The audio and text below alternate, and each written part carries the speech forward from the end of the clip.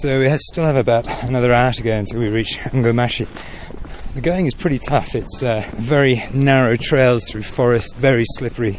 It's rained a bit since we've been on the road, and there's a thunderstorm rolling in just now. I think the area is covered by about 3 different rebel groups. It's causing a lot of problems for the civilians here. People are scared to take these paths. We have 50 porters carrying vaccination kits, cool boxes. The teams are split into groups of 6 people, and more locals will be employed in each of the villages in which the vaccination takes place.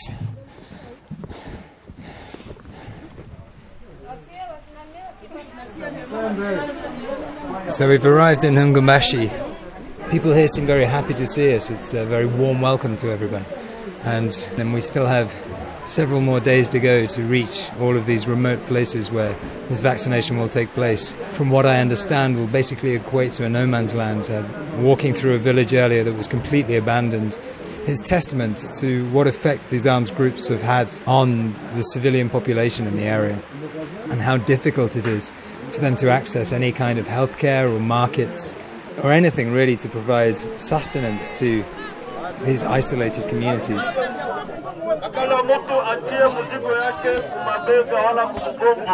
So it's about 6:20 in the morning on the second day now. We have a walk this morning to get to Kisi, which is the first place where we'll be vaccinating. It's absolutely beautiful here.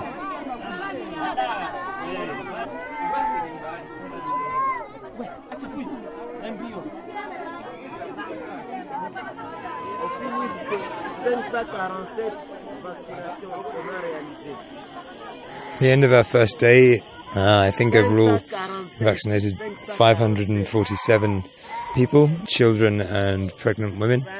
And as soon as we got here, everybody was straight into setting up the vaccination centre, which was the first time they'd done this in this kind of context. There was a huge crowd of people here waiting to be vaccinated. Dr. Adolf is now calling back to the base in Masisi, trying to arrange the extra logistics that will be required to keep all these live vaccines cool. 6 o'clock in the morning. Today we have another day of walking to reach Kalungu.